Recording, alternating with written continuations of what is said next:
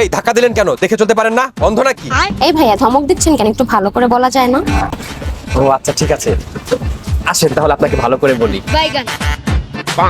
তুমি কত সুন্দর, তোমার চুলগুলো কত সুন্দর, তুমি ধাক্কা দিলে কেন? একটু দেখে চলতে পারো না? কিরে দোস্ত, তোর গার্লফ্রেন্ডের কি খবর? আমার গার্লফ্রেন্ডের সাথে ব্রেকআপ হয়ে গেছে। এই কথাটা আর তোর কতবার বলমু?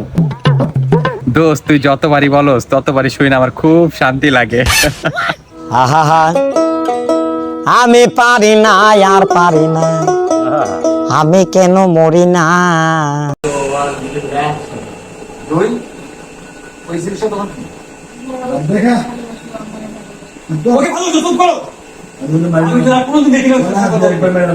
দেখি একবার শেষ করে দিব।